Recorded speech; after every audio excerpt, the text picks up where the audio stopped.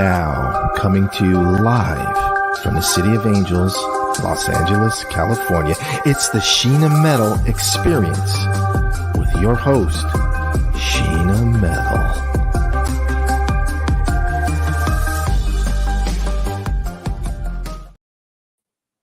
Hi, and welcome to the Sheena Metal Experience, only on Parapod TV. I'm Sheena Metal. I'm a psychic medium and an energetic healer.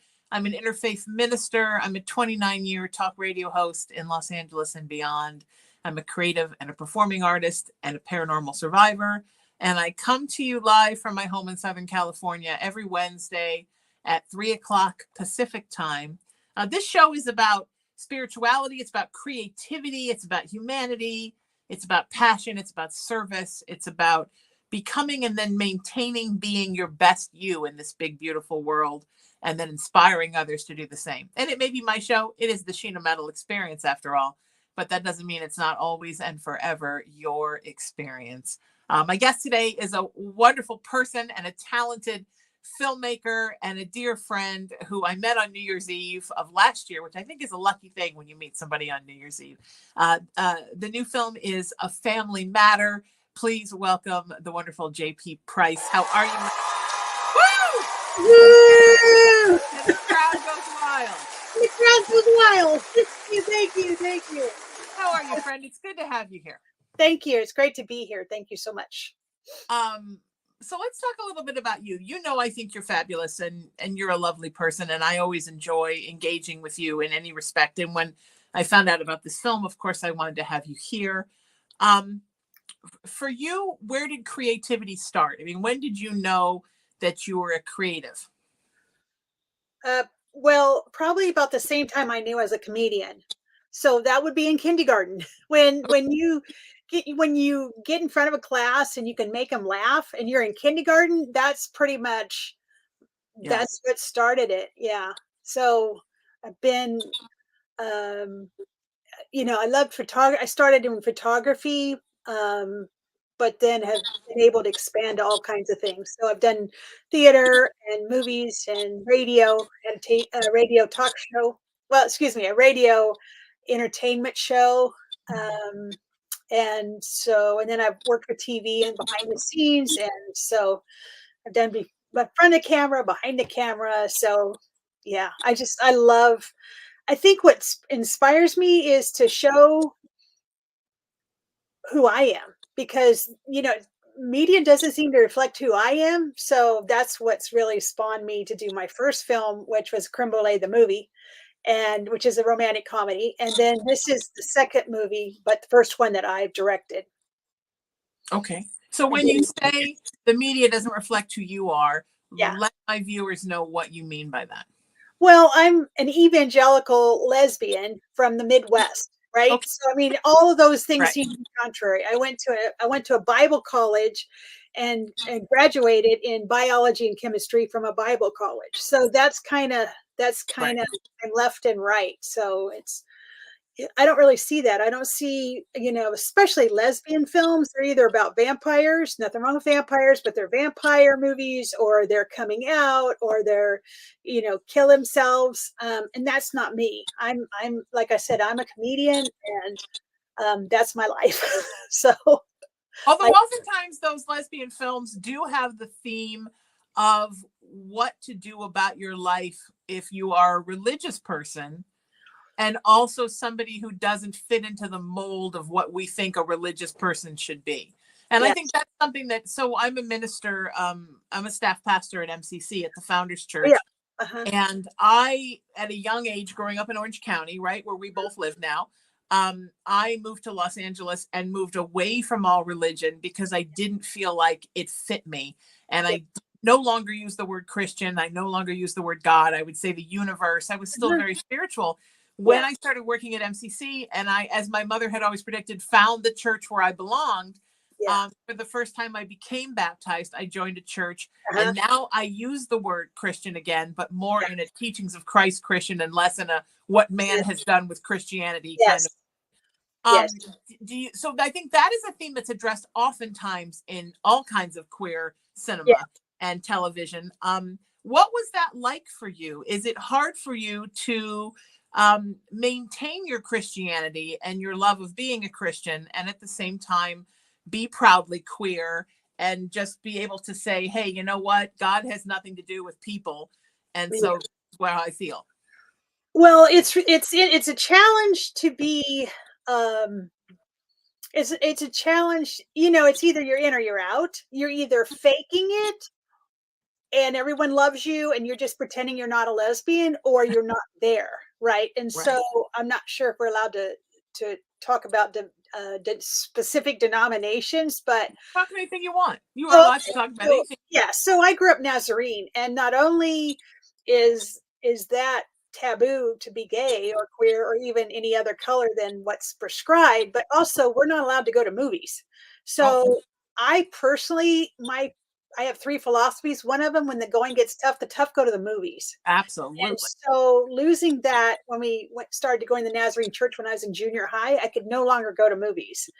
And that was really hard. So after college, I'm like, I'm not choosing between the church and movies. I'm sorry. I'm out of here. Movies win. Movies win. Church 0. Yeah.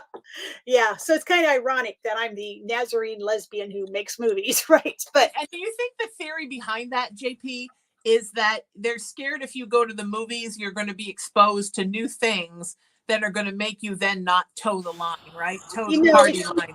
It's even worse than that. The reason that we were not allowed to go to movies is because the movie houses produce movies that are R-rated.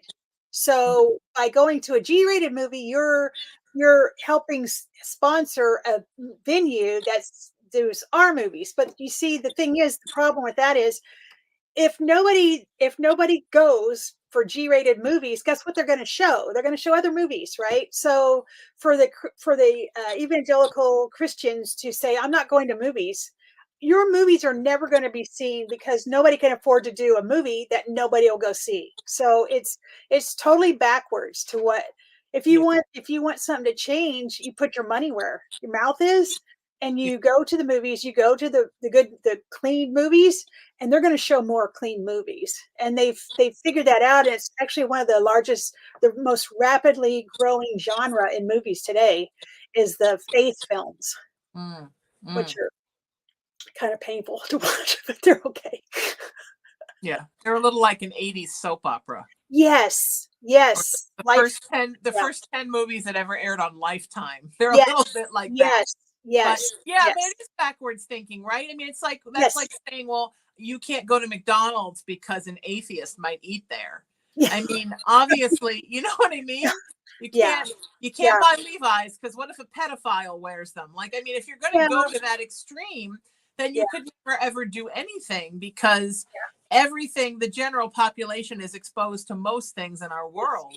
Yeah. And I think sadly that brings people more like inward. You become more insulated and more inward.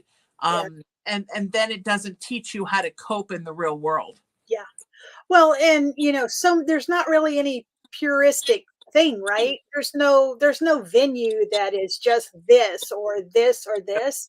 No. And so it's like supporting, certain fast food restaurants that are owned by conservative Christians who are just crazy about all the money they spend against the LGBT community. And, it's just, it's kind of silly. Well, it's not silly. It's tragic, actually. But it's tragic. And it goes in a circle. It's when I was in high school, I went to a choir camp.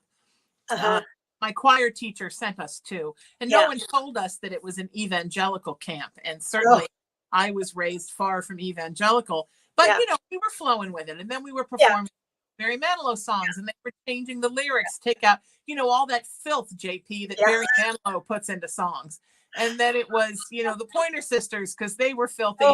And then the talent show came, and I still didn't know it was an evangelical camp. This is how naive I should have known when 7 girls all sang Amy Grant's El Shaddai. I should have known. But I, at that point, had realized that there was a Jesus theme. So my friend and I did, my little boyfriend at the time and we did All for the Best from Godspell, because for me, that was Jesus. Because I grew up a Broadway girl. So Jesus was Godspell and Jesus Christ Superstar. Well, I got kicked out of the camp for it. And It's still a sore spot. But for me, I thought I was being a good Christian and helping them and doing something they would like. Yeah. But that was the wrong Jesus. And I think that's the problem, That's is you the keep problem. limiting your scope until it becomes so limited that people feel like they can't do anything. And then what happens is they leave the church. Oh yeah, that's the most of moving out here from moving to LA, Orange County, from Kansas. I met so many people that, especially LGBT lesbians, who have left the church, and it's really sad because there's no reason. I mean, I understand why, because if people telling you you're going to hell, because you know Jesus. I'm going to hell because I know Jesus, and you're going to dictate who God loves? Really? That's really interesting. So it's tragic. It's it is life and death tragic, and it's really sad. And it makes me so sad as a person of spirit, a person who's so spiritual, to see people feel like they have to walk away from God because they're queer and because they think they're not going to be accepted, but not be accepted by a religion full of people, not God. You have to separate what human beings say. I always say a lot of churches are like a Taylor Swift fan club.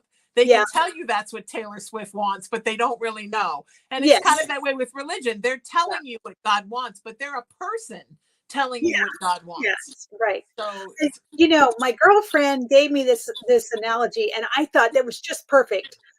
When she was small, she went to see Santa Claus and sit on Santa's lap. And Santa Claus knows everything. He knows when you've been sleeping. He knows when you're awake. He knows if you've been good or bad. So be good, for goodness sake. And he called her a boy. Now, if you're Santa and you know everything, how could you call a girl a boy? Yeah.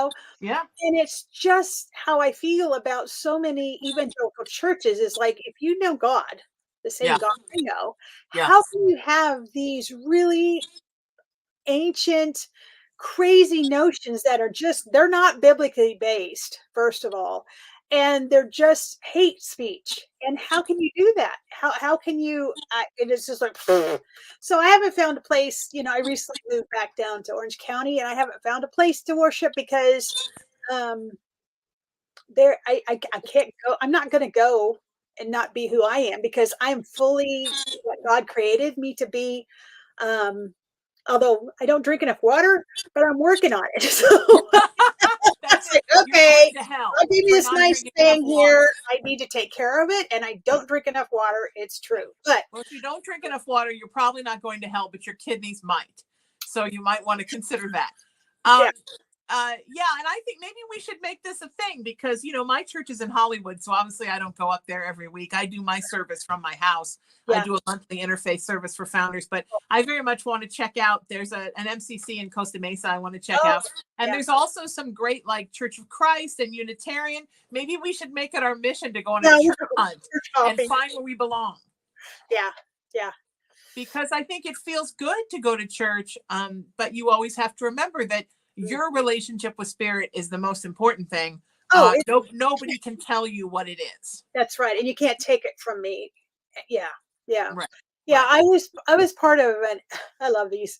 So I was part of an ex-gay group, which is trying to pray the gay away. Okay. Then I was part of I was part of the ex-gay, but then I was part of the ex-gay group. Okay. And so there are churches that are gay, LGBTQ affirming churches. Sure. And they're fun. It's really fun to go to church camp with a bunch of gay people and just sing praise songs. And it's such a freeing, a wonderful feeling, because first you tried to pray the gay away, and then you were in a group that said praying the gay away is ridiculous. Yes. Yeah. Okay. Yeah. The ex-gay. Yes. Right. We survived praying the gay away. Yeah, Evangelical Concerned is a group of, people kind of merge together. So there's Gay Christian Network, I think now is kind of the global basket, but then most denominations have a gay affirming wing to them. Sure. Mm-hmm. Yeah. That's awesome.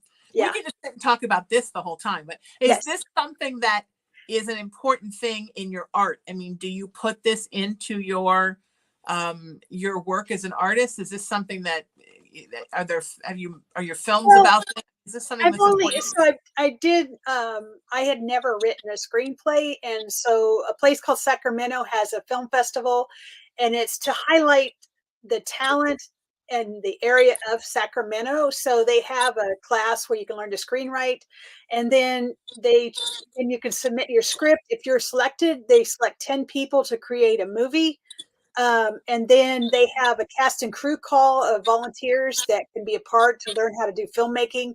So I was part of that whole process, and it just came. I went to the screenwriters class first thing right off. I was the only person there that had never written a script, so I was Oh, a little wow. bit Okay. behind the eight ball. And I had these two people who were very condescending and very arrogant, and said, Yeah. "Oh, what are you going to write about?" And I go, "I'm going to write a comedy." "Oh, you can't write a comedy. They're very difficult, and you just can't do that." And I'm like, "Well, we'll see about that." So my first film, which I wrote, was a lesbian romantic comedy about a woman who lies to her girlfriend about going to Paris, instead stays in Sacramento to make it look like Paris. And then, of course, things ensue and all that. Sure. But so with that project, I wrote it, I produced it, I acted in it, and I had a really great mentor, Dawn Spinella, who directed the film. Well, helped me. She led the screenwriting class. Then she helped me. She directed it and she edited it. So it was a great experience. It went around. It was in 2019. It came out. It went to film festivals. COVID hit, and then it kind of went and got a new life. But it's been seen in Paris a few times, in the south of France, India, Canada, US. It's gone all over the place. And the whole thing about the film is, in part, it says part of the film, because I have my best friend help me take pictures, and she said, how is it you're so sneaky? And I basically said, because I was a Christian and I used to go down to the lesbian bar, on Friday nights, and had to be sneaky about it. And so it kind of interwove into the story. And then, but it's a story it's not, it's, it's about two women who are in love, but it's not a lesbian story. It's everybody's story. And it won there were 950 people at the film festival that night with 10 films, and we got the audience favorite. And little kids came up to me. I mean, like 8-year-olds and 80-year-old people came and just loved the film. And because it's a film about love. It's not a film about two women in love. It happens to be two women, but that's the whole point. Is we're not different in love. It just happens to be two women instead of what you think needs to be, whatever it is. Right. Right. So the opportunity came for this film. I don't know. I'm disabled. And so I can't stand for long periods of time and get up and down and stuff. But anyway, I heard about the Easter Seals Disability Film Challenge, which you have 5 days to make a 5-minute film. And I said, yes, I'm going to do this. And my girlfriend's mom is in it, Mama. And so once a week, Mom and I hang out once a week, and we she has dementia and it's getting worse and stuff, but she's still very positive, very happy, loves to watch airplanes. And so I'll say, Mama, we got to go down. We'll go to Seal Beach or Sunset Beach, and we got to make sure the ocean's still there. She goes, okay. So, we go. And the woman, Maggie, that's in the film, Mama and Maggie have been friends for over 50 years. And so I wanted to make a legacy film, in honor of them. And so then the story kind of rotated around to that. And that's how it kind of morphed into what it is. Yeah. But I wanted to do a legacy because Mama, it was challenging. I want to say the first film you direct, may not want someone who has dementia, and you may not want to work with someone who's 88 years old and has a hard time remembering, and you may not want to work with your girlfriend who's never been. I mean, she's great. Everybody was great, but it was challenging. My girlfriend had never been on a film set, didn't know anything about it, and I didn't know people, so I ended up doing the directing, the filming, the sound, the acting. and the locations, and I did everything. Kristen was really good. She did the slate, but yes, you can make a movie with two. Yeah. So you scripted this. It's a narrative film. Yeah. But you used an 88-year-old actress with dementia. Well, there's Maggie's 88 and she's got a memory problem. She's kind of, I love her. But yeah, she has a hard time remembering things. And then I've got Mama who has dementia. And of course the section where we did the nanny cam on the film, it took 14 takes. And wow. Mama's lines, well, Maggie's lines are on the paper, and Mama, when she opens it up to read it, those are her lines, right? So it's like, yeah, but I wanted them to be in it, and I wanted to highlight them and their friendship, and That's wonderful. So that's wonderful, and I love that because I think that there's so much we can learn from older folks. Yes, and we are becoming older folks, JP, yes. whether you like it or not. Yeah, don't get me wrong, I'm old. Yes, I mean, folks that are really sort of ending or in the final act. Yes, yes. There's so much to be learned from them. And it used to be, in older societies, when families stayed together, that they were a treasure.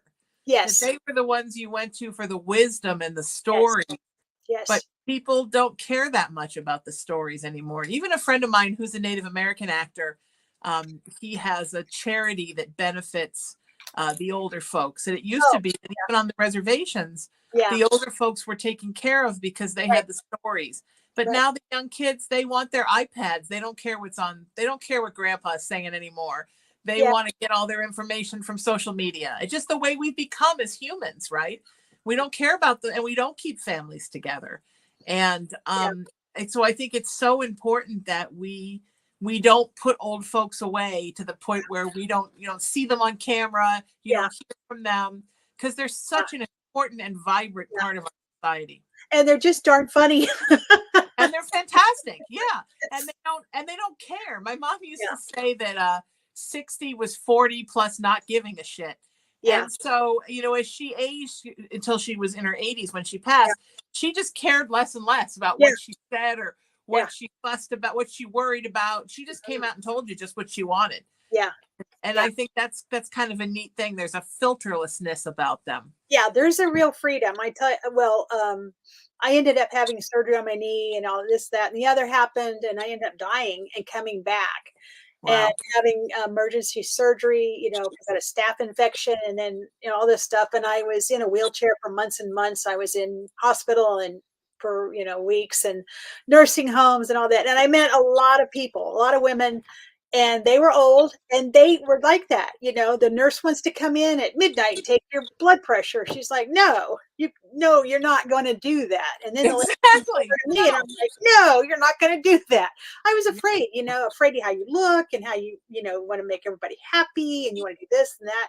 It's like, no, that's okay. Let's pass. Yeah. So. Yeah, I think it's fun. I think it's funny that I think that the longer they can stay cantankerous, the healthier they are. Because it's when they start to give in to everything that they've sort of given up on living. Yeah, the whole thing is having something to do is, when you want to stay around. William Shatner has a documentary out called William Shatner, Just Call Me Bill. Right. And he's 93 or 4. And the thing he says is he's not ready to die because he's got stuff to do. And he's riding horses, he's doing stuff. And I think that having something to do and having people to do it with is what keeps us wanting to stay around. And, and I'm big advocate on that, having something to do and do things with people. Uh-huh. I used to work for this company and the owner still worked every day and he was over. And his secretary, who was probably also over 100, who had been with him at the beginning, and they came to work every day. Yes. One day he retired, so she retired. And I don't even think a month later they were both dead. Yeah. Because there's something about having someplace to be. Yes. That makes you get up and go. And that's important for people our age. It's important for young people. You have to be in motion. We are fluid creatures, Yeah. and we're supposed to always be in motion. Yeah. And a lot of my clients or my friends that are performers, and you probably know the same thing, JP, that say, well, how come I'm not acting, or there's no opportunity? I'm like, you got to get out and go hit open mics and go do things, make things yourself on social media, make little movies, do a one-person show yourself, do something, because it's the physics property, right? An object in motion stays in motion. Yeah. You never work more than when you're working. So get out there and do something. Yeah, I've had people say, people get bored. I don't understand how you could get bored. I mean, good God, I don't even. It blows my mind. Yes, how you could get bored. I have stacks of notebooks of things that I want to do, and I pray I'm not going to run out of time before I get them done. Yeah. I don't even understand the idea of, oh, there's just nothing to do. I just sit around all night and I'm bored. I'm like, really? I mean, even just social media. There's so much you can create just on social. It's totally on you. If you're bored, it's on you, right? That's what little kids say. I'm bored, mommy, I'm bored. Well, as an adult, good night. It's totally on you. And I really love Brene Brown. I'm like a hardcore Brene Brown person. Sure. Love her. And, it's the whole thing about curiosity and awe. I mean, we just had the solar eclipse, and I'm a substitute teacher, and we were out there goofy with our little glasses and stuff, and it was a blast. And knowing, in being curious, being thankful, and being what's next, and meeting people. I love it. I meet people, and whatever their thing is, then I want to know about it. I want to know whatever it is, whether, bird watching, or, I mean, anything. I'm so curious about how the world works, and how it makes people tick, and what their interest is. So that's forever. Well, I love doing this, right? Every show, it's a different story, a different energetic signature. It's always different. And I learn something, and I want to learn everything about everything. Yeah. That's why I was part of community. Well, Access Sacramento has a radio station, they have a TV station, and they have the film festival. And so, we did a live TV show every week on Wednesdays, and I did, the technical director and all that different things, and I loved it. And it was always interesting. It's always new. You always learn something. And, same thing with radio. I had, it's a variety show, but it's on the radio. So I had the first show I did, I was like, everybody should have a radio show if you're shy, because there's nobody to heckle you. If you're a comedian, nobody's heckling you. You're in a closet. It's perfect. Yeah, exactly. The second show I did was you should be a radio host if you're a ventriloquist. And so that's when Maggie came out. So I did a show with Maggie, little Maggie, and we did magic tricks on the radio. I sawed her in half. We did water aerobics on we did all kinds of stuff, because it was just more interesting to have someone with me. And so Maggie and I would go back and forth, and I loved it. I was hooked. So I did that until the pandemic hit, and then radio, because I went to a physical radio station to record my show. So so did I before COVID. That's COVID killed a lot of that, but I think it's a good thing. Oh yeah, at the same time, because it's enabling me to interview people from all over the world on camera that don't have to be physically. Yes, it's cool. Yeah, I've met a lot of people. COVID was horrible. I mean, it's tragic, and it was devastating. But there were some really great things that came out of it, like Zoom, and video conferencing, and going to film festivals, like in DC, that I could never afford to go to. The AFI has a documentary film festival in DC that I went to, and I was on Zoom with Jimmy Carter. I mean, I was like, oh, I love this. This is great. Yeah. I mean, I love people. I love to see people in person. But I have a good friend in New Zealand that I've never met. I have great friends in Chicago I've never met. So it's really, it's really opened the door to whole different experiences. So I love it. It's a beautiful way to grow your creative tribe Yeah. without having to travel all over the country and the world Yeah. to do it, which is great. Yeah. So was that your whole crew? Just you, your girlfriend, and your actresses? Yeah. For the film? Yes. Wow. And how long is the film? 5 minutes. It has to be under 5 minutes. So technically it's 4 minutes and 50 seconds. And did you do the post-production work yourself? Did everything. Yes. Okay. And did you know how to edit, or is that something you've had to learn? I learned it quickly. I learned it quickly. Yeah, the only thing, I'm very proud of the film, and because like I said, I directed it and I shot it.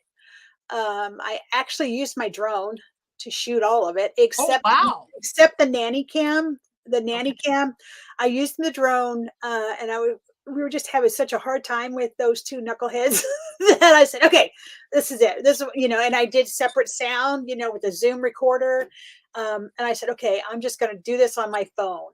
And so that was done on my phone. The rest of it is all with my drone and external sound. So it's kind of tricky to do the camera. I've got the screen and I can control it, and then put that on your lap, and then do the sound check and make sure the sound level's okay. Then put that on your lap, and then act normal, even though you've got this crap on your lap, and it's like, yeah, because wait, so you had actual technical equipment on your lap?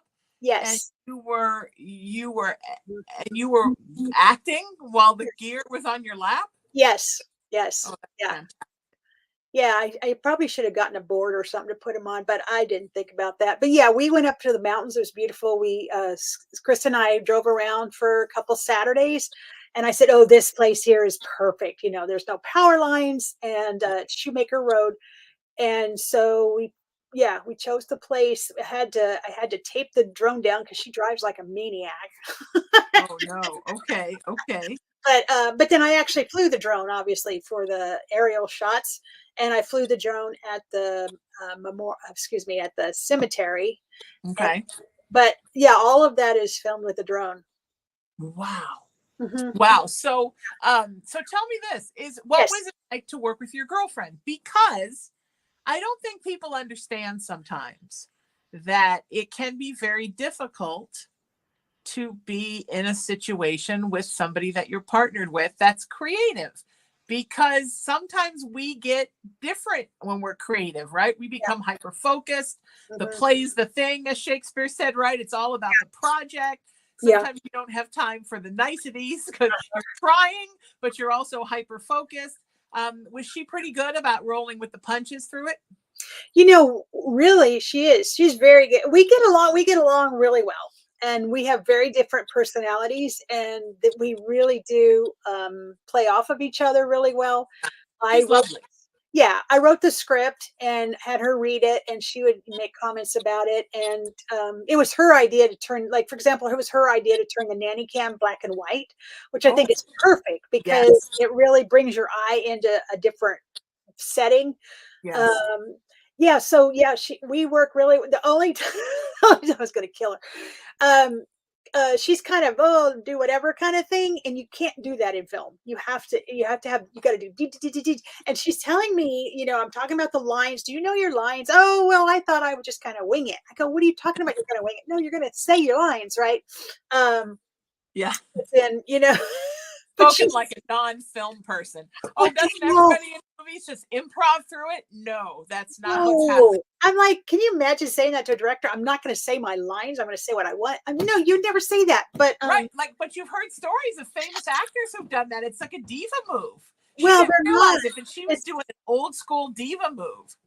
Well, it's interesting because she has a theater background in costuming and different things, and she's really, like I said, she's really good. But we really worked well. She has some family challenges that got in the middle of our filming that made us run late, but even then, when we were really like, hey, I got to do this, that like we're losing light here, Right, yeah. But yeah, no, we worked really good together, and we don't, Yeah. I heard, unfortunately, when you're doing everything yourself, you have to run sound first. And so if you're giving somebody directions, it's on record, right? Because the sound's rolling, and so you can hear. Yes. And I remember saying to her because I was suppressed. I go, "You might want to put the slate up now, so we can slate to go." You know, so I was like, "Oh, you did get a little snippy," but Right. we, Exactly. Right. yeah, You but were it's being a director tyrant for a moment. The oh, tyrant director. we were losing light, and it was like, and Yeah. I mean, we're in a cemetery, and it's all, I've got permission to be there at a certain time, and they literally kicked us out. I said, can we have 10 more minutes? And that was the part where you see the drone flying towards the mausoleum. That was filmed like in the 10 minutes that they gave me for shooting that. Wow. Now, were you using an Orange County cemetery? Yeah, Oh, Westminster Memorial Park, which is on Beach Boulevard in like Westminster. yes. That's Mom and that's I we've all been there growing up in this place. see. I didn't grow up here, and like I Right. said, I have Mama, and we're just driving around. We do our thing, like we wherever the spirit moves, that's what we do. And we went by there, and my Mama, she used to always tell me how to get somewhere, and she was always wrong. And she did. First of all, she didn't know where we were going, and secondly, she'd always give me the wrong direction. So we're driving down Beach Boulevard, and she said, turn right here.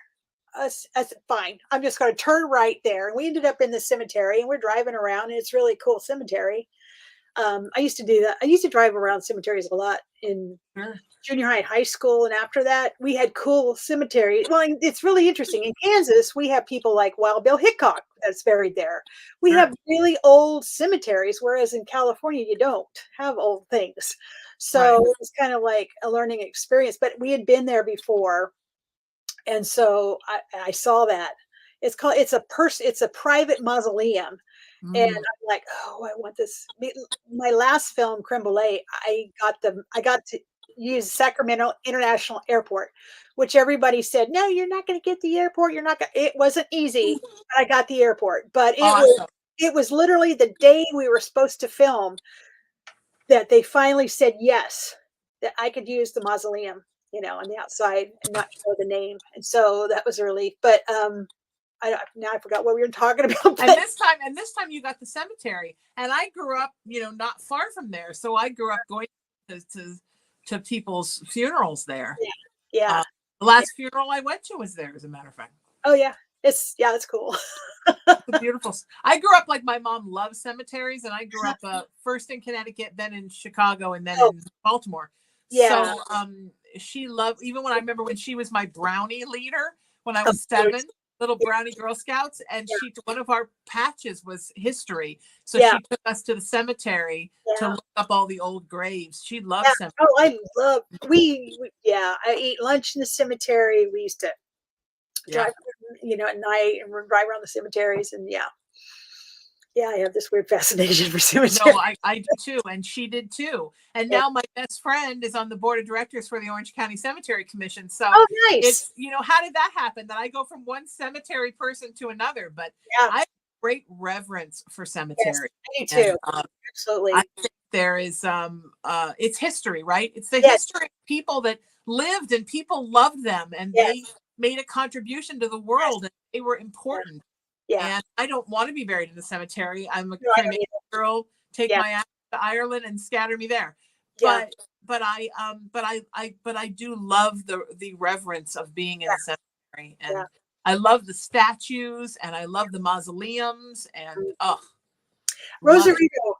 If you go to Rosarito Beach, they have a great cemetery. It's really cool. In Mexico? Yeah, Rosarito Beach, Mexico. Mm-hmm. Wow. Yeah. It's not. It's only about maybe half a mile from the main drag where all the hotels are. Wow. It's really cool. Yeah. Where were you in the mountains for this? That is Shoemaker Road, which is the road that leads to the highway that goes to nowhere. Oh. Do you know about the highway that they built the highway in the 50s? Because of nuclear fallout. So this road was going to be for people from LA to get out of the city in case there's nuclear fallout. Okay. And they blasted through a few mountains and stuff, and then they just gave up. They said it was too expensive. So you drive up the road and there's a gate, and then you can walk the road to the I don't know what you call it, the tunnels. And there's, they're like half a mile long. They're really cool. We didn't walk up there that far because we had stuff to do, but it's a beautiful, beautiful drive. Basically, if Los Angelinos need to get out, if there's a nuclear fallout, we're just kind of screwed because the road doesn't, we don't get out. It's basically what you're saying. Yeah, but there's a sci-fi horror movie in that, right? Oh, yeah. We wanted to, if you've been up to Ridge Road, so if you're going up to Mount Baldy, you go up Mount Baldy, and then there's a road that you take and you go west on it, and it rides the ridge. It's beautiful. That's the road I wanted to use. It takes longer to get there, and there's not as many pullouts and stuff, but it's a beautiful drive. But where we are is you go for Azusa, city of Azusa, go up into the mountains, San Gabriel Mountains, and that's where that road is. But the Ridge Road, Mount Baldy, I love that road. Oh, that's awesome. Okay. Yeah. I'm very terrified now, thinking there's no way for me to get out.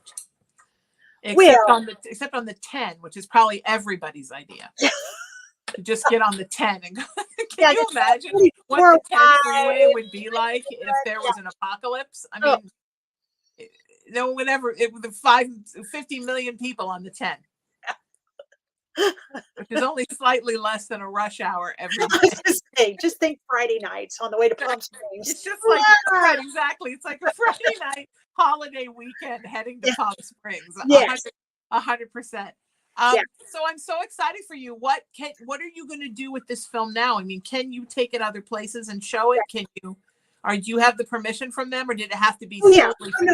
I have permission. So because we were on a deadline, and I was learning how to edit, and we only had a few days. The problem with the film, as I will say, is that there's a lag, and there's an audio lag, and that's, I guess, very common.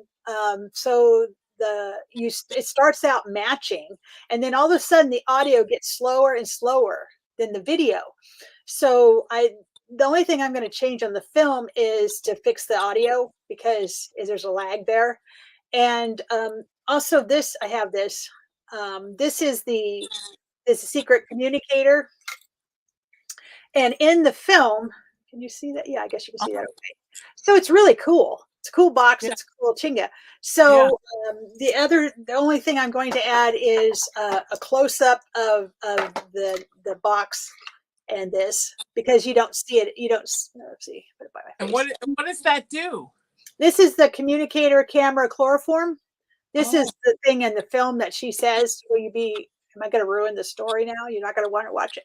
No, we're all going to still want to watch it because we're intrigued. So, so at the end of the film, my girlfriend asked me if I want to be a co-conspirator spy. And this inside, she opens this up, and inside is this communicator camera and chloroform. So when you look at the film, that's the only shot I missed. And that was, we ran out of time, and I was just like, but everything else, the way it's shot and everything looks great. I do have a little bit, I think the entrance should be a little bit longer, which I have, because I still have 10 seconds. I mean, it doesn't have to be exactly 5 minutes for a film festival. So I'm going to make the beginning a little bit longer, which is an overview of where we are. And I got a few more clips I could put in of Mama walking in the cemetery that I'm going to add, but everything else is the same, basically. Oh, that's right, because it doesn't have to be 5 minutes anymore. It can be whatever you want it to be. Yeah, and I didn't, there's no title on the film, because I didn't know how to put a title in. I didn't have time to put the title in. Sure. And the credits are screwed up. There's misspellings, and they're not everybody, and they roll way too fast. So that'll be corrected. Okay. But it was like, it either goes this way or we don't have a film in the festival. Right. It's 6 o'clock. It has to get in now. Good for you. Yeah, get it in. It's better to have something than nothing.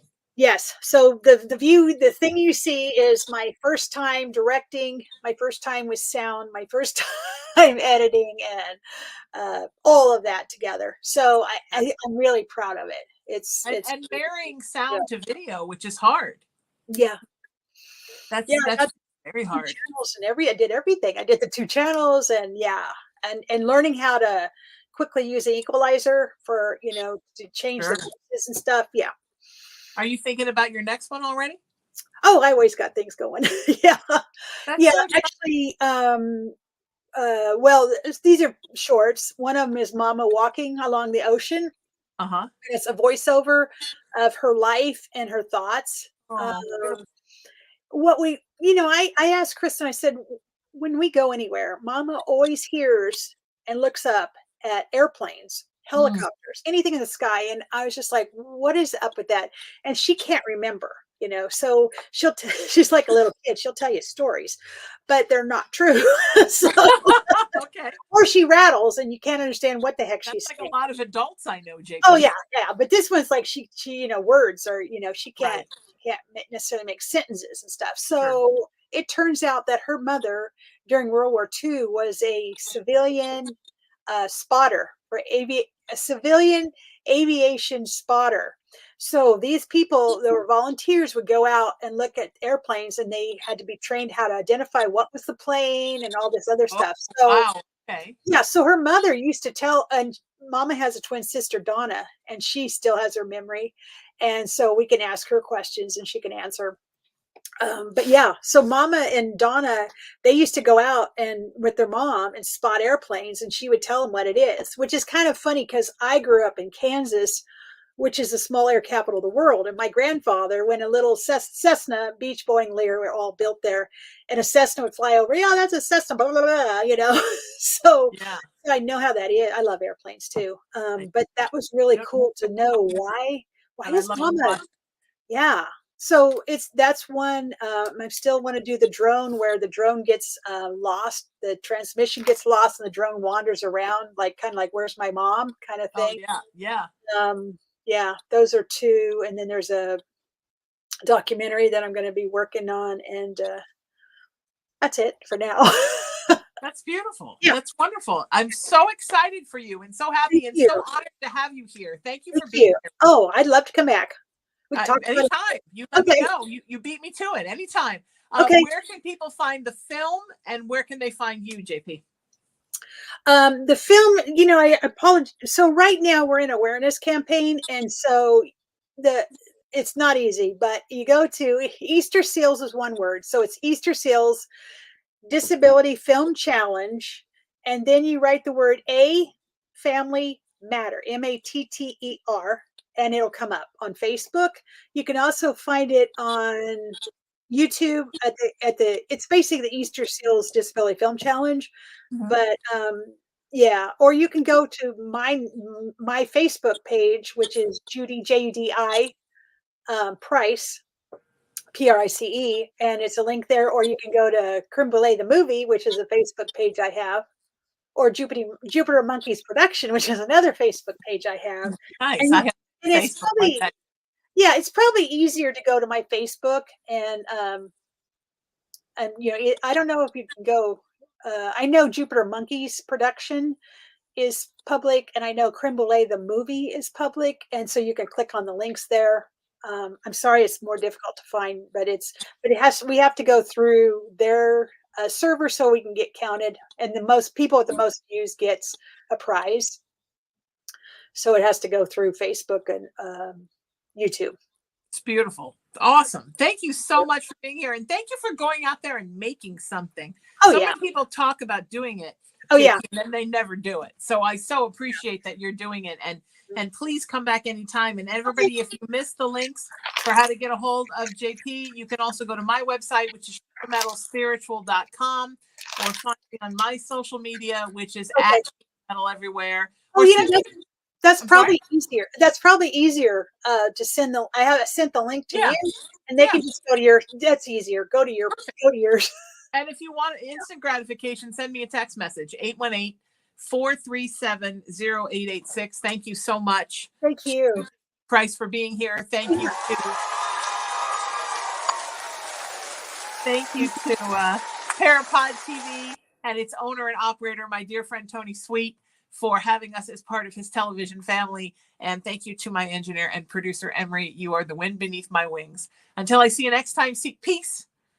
Live in love, lead with kindness, embrace unity, always work to raise your vibration, and know that you are love and you are loved and you're so loved by me. I'm Sheena Metal. This is the Sheena Metal Experience. We're here on Parapod TV every Wednesday at 3 o'clock Pacific time. We'll see you next week. Be well. Take care of you. Namaste. And I'll see you in 7 days.